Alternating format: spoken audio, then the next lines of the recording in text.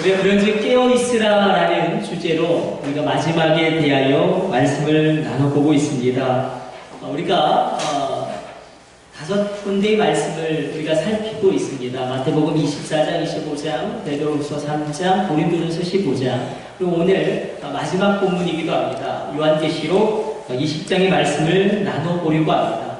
우리가 물론 오후 예배 때 요한계시록을 다루고 있지만 우리가 큰 주제 가운데 그런즉 깨어있으라라는 말씀 가운데 이 말씀 살펴보려고 하는데 요한계시록은 크게 5가지의 해석 방법이 있습니다. 과거적인 해석, 역사적인 해석, 영적인 해석, 그리고 미래적인 해석, 종합적인 해석이 있는데 우리가 특별히 종합적인 해석을 통해서 이 요한계시록 20장을 풀어내보려고 합니다. 요한계시록을 해석할 때에 굉장히 중요한 원칙이 있어요. 종교개혁의 성경의 원칙이기도 한데 하나님이 보여주는 데까지만 간다. 성령이 깨달아 알게 하시는 그 지점까지만 간다. 그래서 우리가 모르는 영역이 있는 겁니다. 그래서 요한계시록은 그렇게 어려운 책이 아니에요. 그러나 이단들이 자꾸 이것을 가지고 장난을 치기 때문에 어렵게 느껴져서 그렇지 자꾸 이 요한계시록은 그림을 그려주시는 거거든요. 특별히 과거적인 해석, 역사적인 해석, 영적인 해석, 미래적인 해석 그냥 간단하게 보면 과거적인 해석은 요한계시록의 이런 일들이 로마 제국 시대에 일어났다. 이것에 중점을 두는 해석이고요. 역사적인 해석은 이런 겁니다. 가령 666을 적그리스도를 역사 가운데 찾는 거예요. 히틀러가 적그리스도다 이런 식으로. 또 영적인 해석은 영적인 의미를 집중하는 거고 미래적인 해석은 앞으로 있을 미래의 일에 굉장히 많은 관심을 기울이는 해석 방법입니다. 우리는 이 과거적인 해석, 역사적인 해석, 영적인 해석, 미래적인 해석을 이렇게 하나로 묶는 이 종합적인 해석을 통해서 오늘 천년왕국 살펴보려고 합니다.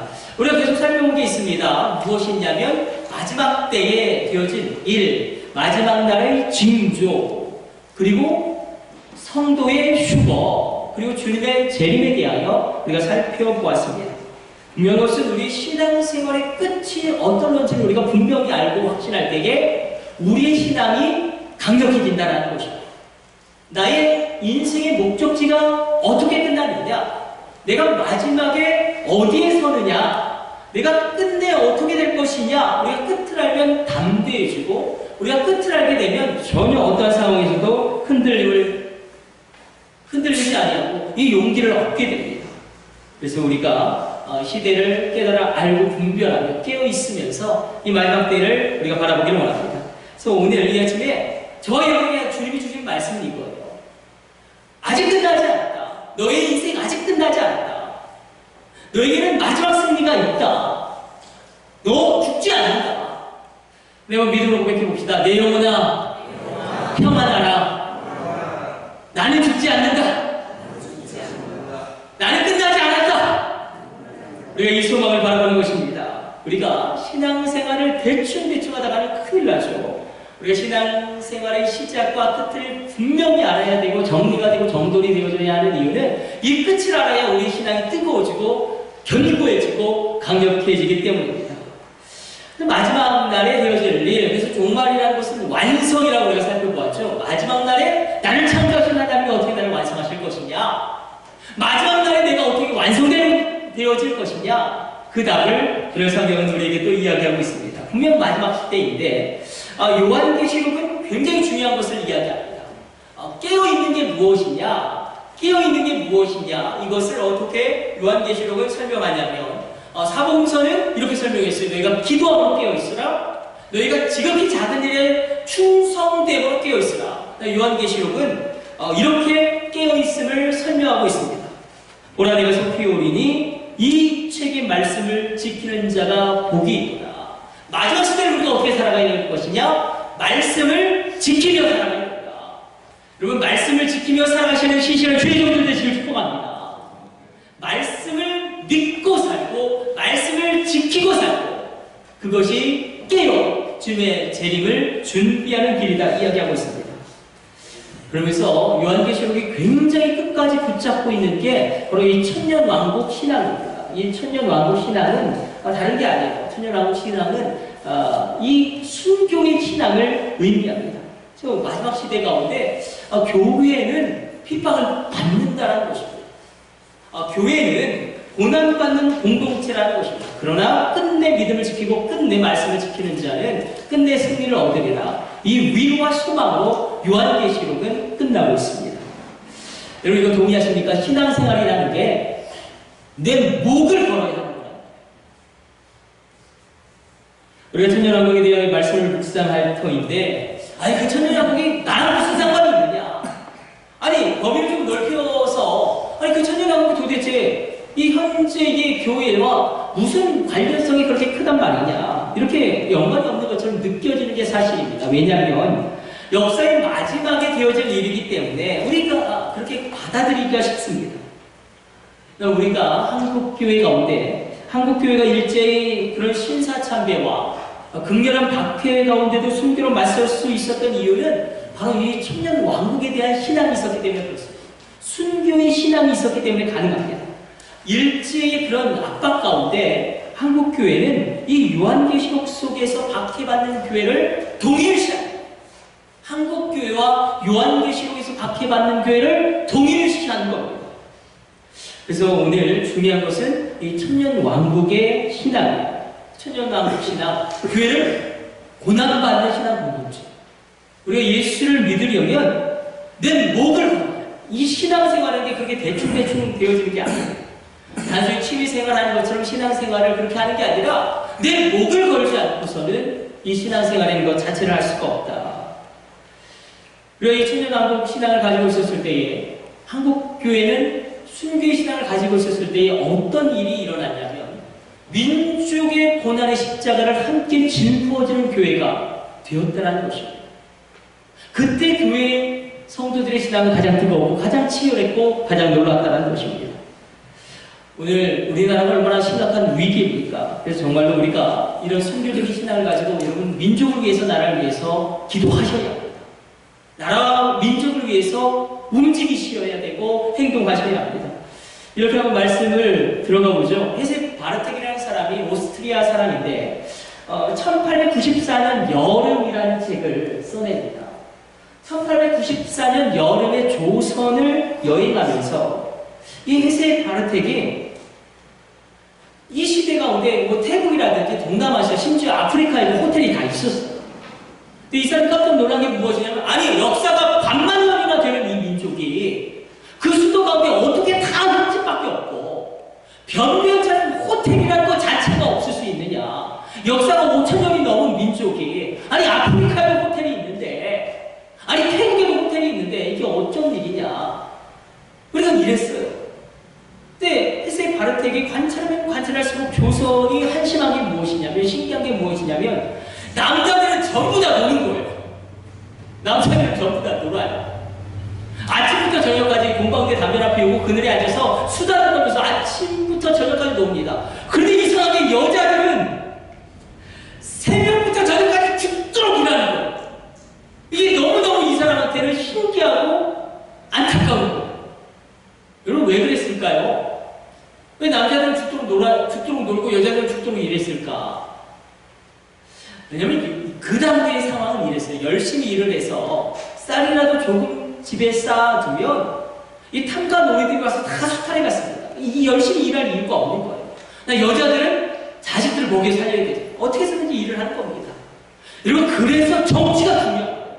그래서 제도가 중요하고 그래서 시스템이 중요한 겁니다. 여러분 북한에 계신 분들이 우리보다 뭐 실력이 없고 지혜가 없고 열심히 노력을 안 해서 그렇게 못 사는 게 아니지 않습니까? 어떤 공산주의라는 일당 독재 그리고 자급자족이라는 아주 이상한 경제 구조에 갇혀버리면 한 개인이 어떻게 할 수 없는 그런 구조적인 한계가 있는 겁니다. 그래서 정치가 중요하고 그래서 경제가 중요하고 그래서 제도가 중요하고 그래서 시스템이 중요한 겁니다.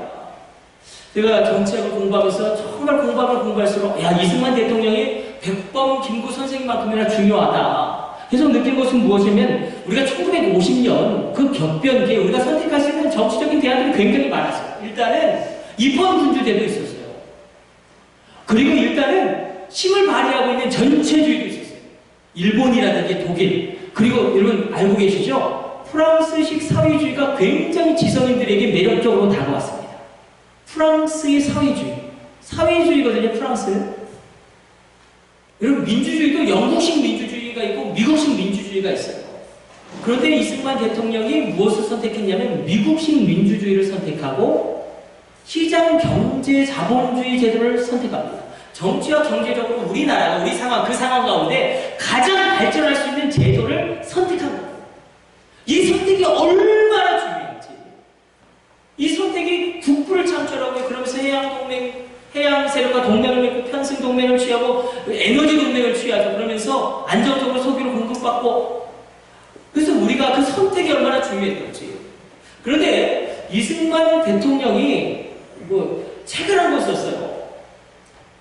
이 책이 제목이 뭐냐면 핍박받는 교회. 독립운동을 하고 본인도 장로님이셨잖아요. 그런데 너무너무 화가 나는 게 뭐냐면 일제가 교회만 핍박하는 거야.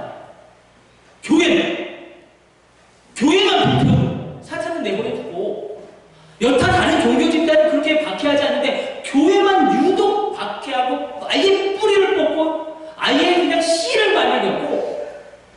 왜 그러냐? 아니 심지어는 북한도에 있는 교회들도 막 불태우지 않습니까?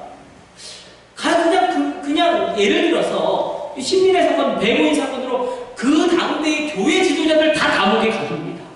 왜 그랬을까? 3.1운동 이후에 교회가 얼마나 핍박받습니까? 왜 그랬을까? 왜 유독 교회만 그렇게 일제가 핍박했는가? 이걸 궁금해. 본인이 왜 그렇게 일제가 교회를 그렇게 핍박했을까요? 불교는 그렇게 핍박하지 않았어요. 천도교는 그렇게 핍박하지 않았어요. 여타 다른 종교는 그렇게 핍박하지 않았는데. 자, 생각해봅시다. 일본이 조선을 지배하고 식민통치를 시작하는데 일본의 관리들이 조선에 왔는데 걱정이 하나도 안 돼요. 남자들 정말 낮에는 계속 도박하고요. 화투 돌리고요. 저녁에는 계속 술 먹고요. 그리고 조금만 잘 살면 첩을 줍니다. 걱정할 일이 없어요. 본인들끼리 싸우기도 하고 식민 통치하는데 전혀 지장이 없어요. 근데 문제가 생깁니다. 미국에서 선교사님들이 와서 교회를 세우는데 교회를 다니는 사람들의 변화가 너무나 강력합니다. 예를 들어서 그 당대는 그랬대요. 청년들도 미래에 대한 소망도 없고 그래서 술독에 빠져 살고 도박에 빠져 살고 정말로 그렇게 그냥 타락하고 방탕한 삶을 그렇게 살았는데 어떤 한 청년이 그냥 예를 들어서 조선인 청년 하나가 교회에 갑니다. 말씀이라는 걸 듣습니다. 예배라는 걸 합니다. 그러면서 예수 믿는 사람은 변화되어지는데 예수를 믿으면 술을 끊었어요. 도박을 끊었어요. 첩을 정리했어요.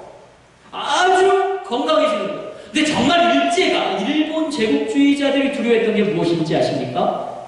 어떤 일들이 일어났어요. 한국교회 상황 가운데. 여러분 그거 믿으십니까? 우리가 우상 숭배를 끊고 하나님을 경외하기 시작하면 말씀, 그 말씀 있지 않습니까? 여호와를 경외함이 모든 지혜와 지식과 학문의 근본이고 시작이거든요. 그 말씀이 일어나는 거예요. 정말 뭐예요? 일본이 뭘 그렇게 두려워했어요?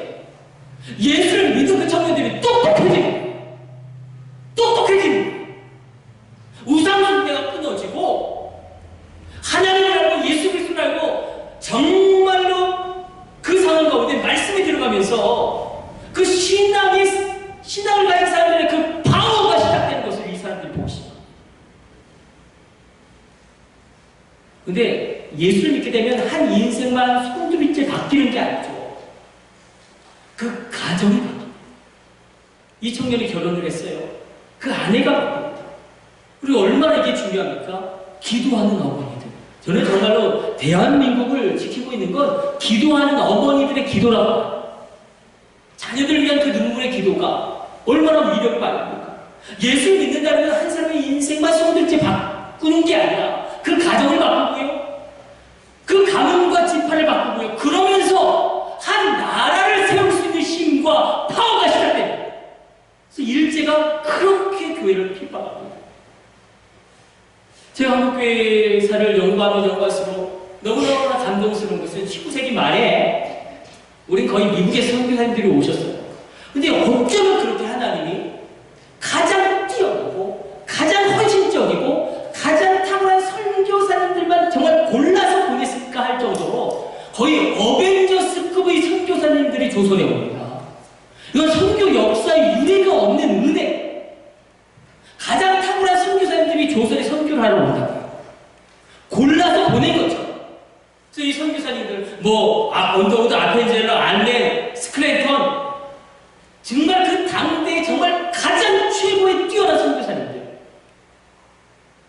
그래서 정말 메비우스 선교 정책이라는 가장 탁월한 선교 정책을 펼치고 학교와 병원을 세우고 놀라운 일을 이루지 않습니까?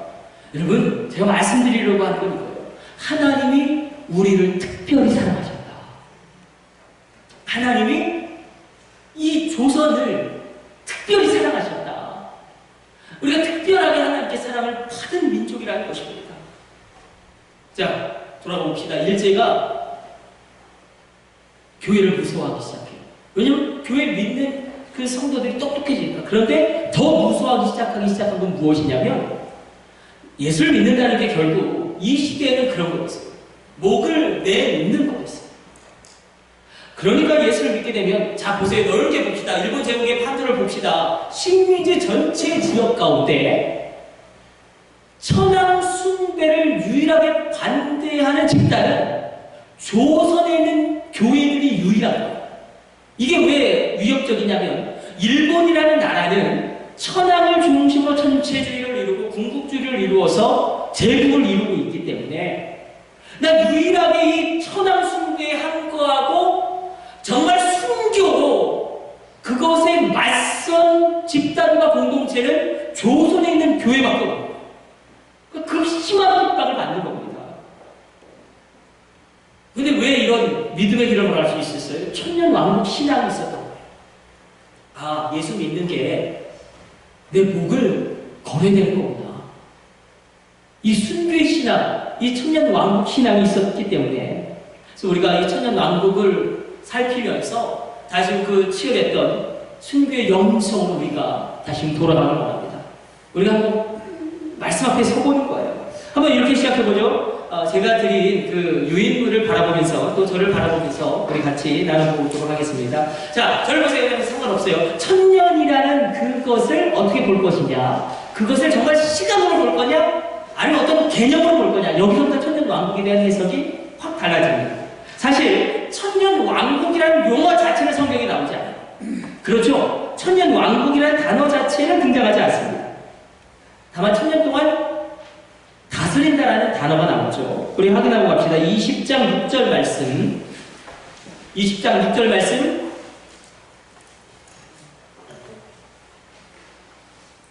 우리 같이 합독합니다. 이 첫째 부활에 참여하는 자들은 복이 있고 거룩하도다. 둘째 사망이 그들을 다스리는 권세가 없고 도리어 그들이 하나님과 그리스도의 제사장이 되어 천년 동안 그리스도와 더불어 왕노릇하리라. 천년왕국이라는 단어는 없어요. 이렇게 생각해 봅시다. 우리가 미국에서 가장 부자를 백만장자라고 이야기하죠. 워렌 버핏이라든지 빌 게이츠를 백만장자라고 이야기하는데, 그들을 백만장자라고 이야기하는 게 그들이 꼭 재산이 100만 달러, 10억을 가지고 있어서 백만장자라고 부르는 게 아니라, 그 백만장자는 상징이 있죠. 아주 엄청난 부자.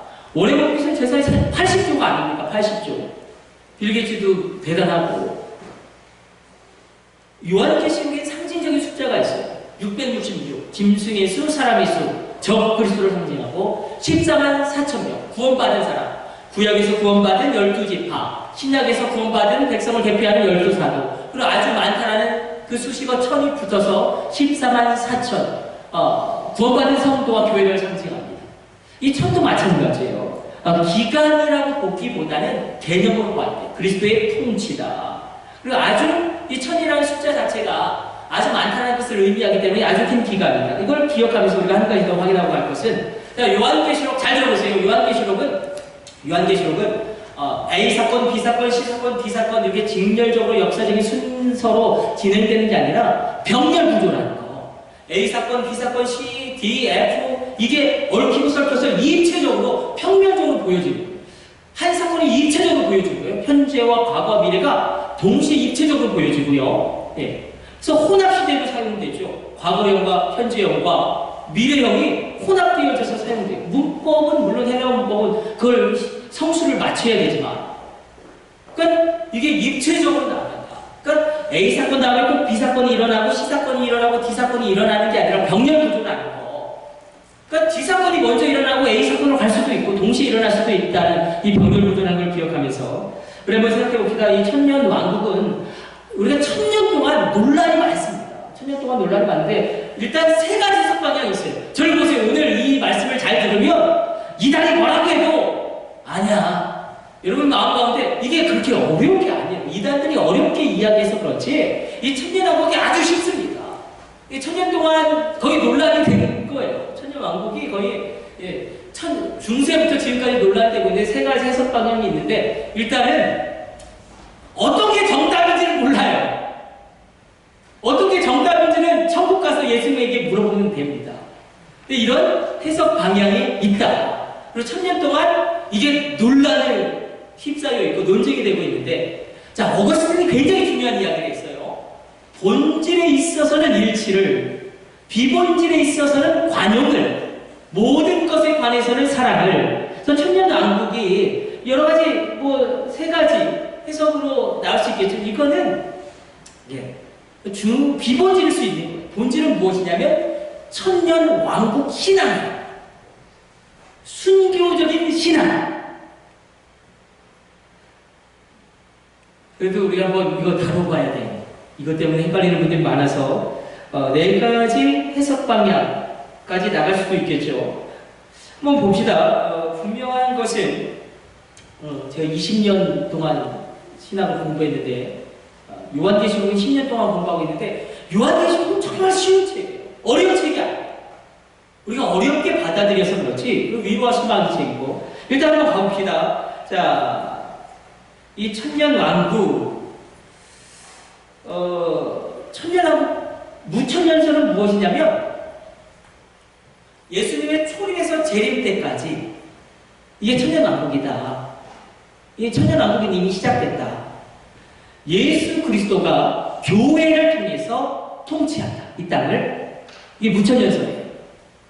맞죠? 그렇게 볼 수도 있죠. 그런데 후천년설은 무엇이냐면 주님 천년 왕국이 먼저 있고 그 이후에 주님의 재림이 올 것이다. 이게 후천년설이에요. 주님의 천년 왕국 이후에 주님의 재림이 있다 해서 후천년설이에요. 그럼 전천년설은 뭐예요? 아니다. 천년 왕국 전에 주님의 재림이 있다. 근데 이 전천년설도 두 가지로 또 나뉘어져요. 역사적인 전천년설, 세대론적인 전천년설. 이거예요. 쉬워요. 저를 보세요. 역사적인 전천년설은 교회가 요한계시록에 환란이 나오죠. 7 인낸 환란, 7 대적, 7 나팔의 환란이 나옵니다. 이 환란을 교회가 불신자와 함께 똑같이 다 통과한다. 주님이 재림할 때까지. 이게 역사적인 전천년설이라고 한다면 세대론적인 전천년설은 아니다. 일정 기간, 하나님이 정한 기간만 교회가 불신자들과 함께 환란의 때를 통과하고 그 기간이 지나면 성도들이 휴거가 일어나고 하늘나라에서는 저 천국에서는 7년 혼인잔치가 벌어지고 이 땅에서 7년 대환란이 일어나서 마지막 대추수가 이루어진다. 그러나 이 세상에서도 다시금 예수를 믿고 돌아오는 자들이 있고 유대인들을 회개하고 돌아오고 그래서 주님이 재림하시고 그 천년왕국이 이루어진다. 이렇게 보는 게 세대론적인 전천년설입니다. 일단은 무천년설은 약점이 있어요. 왜냐하면 무천년설은 약점이 그 천년왕국을 상징으로만 보기 때문에 사단의 공격이라든지 어떤 마귀의 중동 이런 귀신들의 역사도 상징으로만 보게 되어지는 그런 한계가 있습니다. 그러나 후천년설도 약점이 있어요. 약점은 무엇이냐면 예수님이 재림하기 이전에 천년왕국이 이루어져서 그리스도의 의가 평강하게 이루어진다는 어떤 그런 약점이 있어요. 그래서 아마 그냥 성경적인 게 이 세대론적인 전천년설이 아닐까. 그러니까 일정 기간 교회가 불같은 혼란을 당합니다. 성도의 휴거가 일어나고요. 하늘나라에서는 7년 그 혼인잔치가 일어나고 그 시기에 동일한 시기에 불신자들은 지상에서 7년 대환란을 겪으면서 마지막 추수가 일어나죠. 아마게돈 전쟁도 일어나고 그 상황 가운데 더 강력해진 적그리스도, 더 강력해진 교회를 핍박하는 세력들이 있고 그러다가 7년 후에 주님이 휴거한 성도들과 함께 재림하시고 그리고 마지막 심판, 최후의 심판인 흰보자 심판이 있고, 그리고 천년왕국이 일어난다.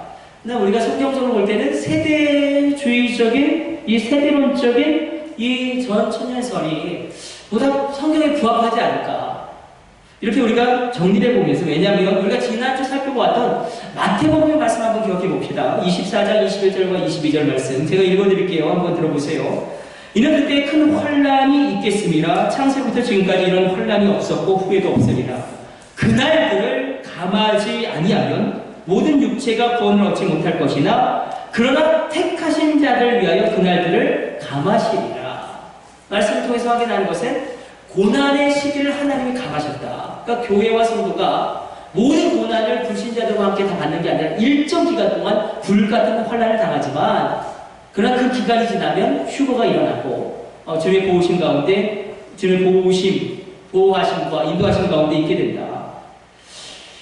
또 오늘 본문 4절의 말씀도 그것을 확인할 수 있게 합니다. 오늘 본문 4절을 주님이 재림하시고 이 천년왕국을 이끄십니다. 그리스도의 오심이 명백하게 기록되어져 있어요. 천년왕국에 오게 되면 성도들이 왕노릇 하는데, 자, 4절 말씀 우리 읽어보도록 하겠습니다. 4절로 갑니다. 오늘 본문 4절 찬송 아멘.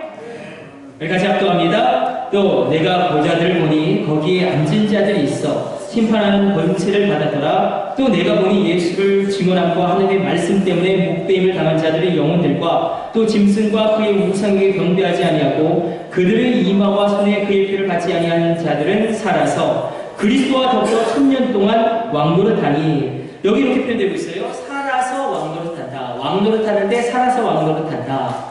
이 살아서가 무엇입니까? 바로 육체의 부활을 의미합니다. 그래서 이제 여기까지 들어가야 되는 거예요. 육체의 부활이 오는데, 우리 영혼은 죽으면서 육체와 분리되어지죠. 우리 육체는 화장되어지든지 땅속에 묻혀서 없어집니다. 우리 영혼은 하나님의 품으로 갑니다. 그러나 우리가 다시금 그 영혼이 육체를 입죠. 새로운 부활의 육체 몸을 입는데 그것을 살아서라고 표현한 겁니다. 자, 5절 말씀도 읽어보죠. 자, 5절 같이 합독합니다. 그 나머지 죽은 자들은 그 천년이 차기까지 살지 못하더라. 이는 첫째 부활이라. 자, 여기 보면 첫째 부활이 있고 둘째 부활이 있어. 첫째 부활이 있고 둘째 부활이 있는데 이건 뭐냐? 근데 첫째 부활은 이거예요. 4절에서 순교한 사람들, 또 끝까지 믿음을 지킨 성도들은 이 첫째 부활에 참여합니다. 이 첫째 부활에 참여합니다. 그러면 이 둘째 부활은 무엇이냐? 이 둘째 부활은 사절에 해당되지 아니하는 사람들의 부활. 순교를 당한 성도님이나 혹은 끝까지 믿음을 지킨 성도가 아닌, 그래서 둘째 부활은 사절에 속하지 않는 불신자들의 부활입니다. 자, 5절 다시 한번 집중해서 읽어보도록 하겠습니다. 어려우시더라도 그냥 읽다 보면 어느 순간 하나님이 깨달아 알게 하실 줄로 믿습니다. 그렇게 어렵진 않은데 처음이라 우리가 많이 할 수 있어요. 자, 5절 말씀 같이 합독합니다. 그 나머지 죽은 자들은 그 천년이 차기까지 살지 못하더라. 이는 첫째 부활이라. 그러니까 이 첫째 부활은 이렇게 보시면 돼요. 첫째 부활은 성도들이 부활하는 거예요. 그렇죠. 첫째 부활은 성도들이 부활하는 거고, 둘째 부활은 그 다음에 불신자들이 심판을 받기 위해서 부활하는 거예요. 불신자와 성도 똑같이 부활하고 육체의 몸을 입습니다. 6절에 보면 이렇게 표현되고 있어요. 6절 전반부만 한번 읽어보도록 하겠습니다. 같이 합독합니다. 이 첫째 부활에 참여하는 자들은 복이 있고 거룩하도다. 둘째 사망이 그들을 다스리는 권세가 없다. 끊어보죠. 첫째 부활을 하는 믿음의 성도들은 둘째 사망을 당하지 않아요. 둘째 사망을 당하지 않습니다. 첫째 사망은 무엇입니까? 불신자와 신자 모두 육체의 죽음을 의미하겠죠. 그래서 이렇게 정리할 수 있을 거예요. 들어보세요. 첫째 부활한 성도들은 둘째 사망이 없고, 둘째 부활한 불신자들은 둘째 사망이 있다. 한번 저를 따라해 봅시다. 따라해보고 우리 결론을 한번 내려봅시다. 첫째 부활한 사람은 둘째 사망이 없고, 둘째 부활한 사람은 둘째 사망으로 간다. 예, 그러니까 둘 다 부활하지만 종착지가 다르다는 겁니다. 그래서 6절 뒤 부분도 첫째 부활만 있는 사람들은 어떻게 되느냐 이렇게 표현되고 있어요. 둘째 사망이 그들 다스리는 권세가 없고 도리어 그들이 하나님과 그리스도의 제사장이 되어 1000년 동안 그리스도와 더불어 왕노릇하리라. 우리가 4절과 5절을 쭉 바라보면서 이제 알 수 있어요. 우리가 몰랐던 사실 하나를 알게 됩니다. 성도도 부활하지만 불신자도 부활. 그렇죠. 성도도 부활하지만 불신자도 부활하고 성도의 부활이 먼저 있고 그 이후에 불신자의 부활이 있는데 요한복음에 이런 말씀이 있습니다. 선을 행한 자는 그 믿음을 가지고 지킨 자는 생명의 부활로 악한 일을 행한 자는 심판의 부활로 나오리라. 여기도 말씀하고 있어요. 그래서 우리가 이렇게 정리할 수 있을 겁니다. 부활입니다. 믿는 자의 부활은 첫 번째 부활이고 그 이후에 이루어진 불신자들의 부활은 심판을 위한 부활이다. 이렇게 말씀을 정리해 보려고 합니다. 우리가 금요기도회 때도 나누었지만 우리나라에 한 기라성 같은 여배우가 있습니다. 그렇게 연기를 잘하고 탄탄하고 잘 나갔는데 이 여배우에게 문제가 생겼어요. 갑자기 연기가 안 되는 겁니다. 아무리 노력해도 연기가 안 돼요. 연기가 안 되는 것을 본인도 알고 시청자도 알고 감독도 알고 그러다 보니까 비난이 쏟아지기 시작하고 그러다 보니까 자기의 자리를 잃을 것만 같고 불안이 엄습하고 답답함이 몰려옵니다. 술과 담배 가운데도 이게 해결이 되지 않고 어떤 약물의 의지에도 이게 해결이 되지 않습니다. 이 자매가 교회를 다니는 자매였어요. 근데 문제는 뭐냐면 교회 와서 예배를 드려도 소용이 없는 거예요. 교회 와서 예배를 드려도 은혜가 전혀 되지 않고 늘 무너진 모습 그대로 다시 삶으로 돌아갑니다. 이게 반복되었어요. 그런데 우리도 예배 끝나고 찬양 드리지 않습니까? 그날따라 마지막 찬양을 드리는데 성령님이 그 마음을 만지신 거예요. 울음이 터져 나오면서 기도의 제목이 하나가 쑥 올라옵니다. 그 기도 제목이 무엇이냐면 주님 살려주세요. 주님 살려주세요. 여러분 어떤 기도가 필요하겠어요? 그 깨어진 마음을 올려드리는 그 기도가 중요하지 않겠습니까? 그러면서 통해야 자복이 일어나면서 제가 말씀드리려고 하는 건 이거예요. 그렇게 기도하면서 성령님이 그 마음을 만지시면서 통해야 자복이 일어나면서 무엇이 회복되어졌느냐? 우리가 오늘 이야기한 천년 왕국 신앙이 회복되어졌어요. 순교적인 영성이 회복되어졌어요. 아니 인기? 잃으면 잃는 거지 뭐. 그게 다가 아닌데. 나에게 예수님이 계신데 명예? 잃으면 잃는 거지 뭐. 나 100% 하나님만 붙잡는다. 아니 자리 잃으면 잃는 거지 뭐. 올리시는 분도 주님이시고 낮추시는 분도 주님이신데 잃으면 잃는 거지 뭐. 죽으면 죽으리라. 이 순교적인 영성 이 천년 왕국적인 신앙이 회복되니까 담대해지는 두려움이 떠나가는 거 평안해지는 겁니다. 걱정도 없어지는 겁니다.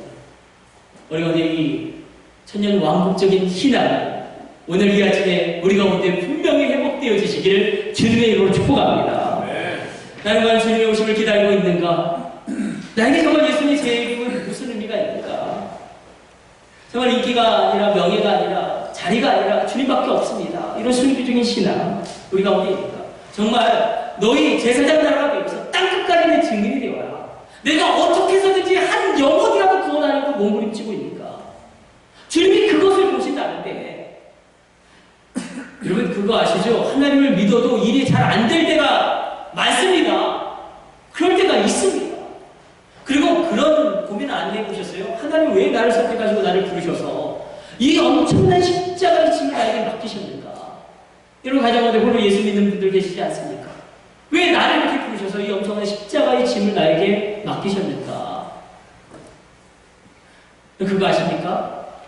하나님이 수많은 사람들을 부르셨어요. 그러나 그 수많은 사람들은 거의 다 제각길로 갔다는 사실 아십니까? 하나님 지금 나를 부르십니다. 민족을 위해 기도하고 가정을 위해 기도하고 너희 자녀를 위해 울라고 교회를 위해 기도하고 말씀을 지키고 살아갈 힘을 얻으라고 우리를 부르세요.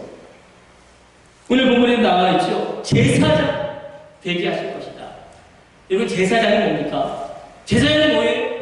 제사장이 뭐죠? 하나님 우리를 정말로 택한 족속이고 제사장이고 거룩한 나라로 부르셨다는데 제사장이 뭡니까? 여러분 제사장은 사람을 살리고 여러분 상황과 처지가 어떠하든지 간에 여러분 사람을 살리고 여러분 가정을 살리고 여러분 자녀를 살리시는 제사장으로 귀하고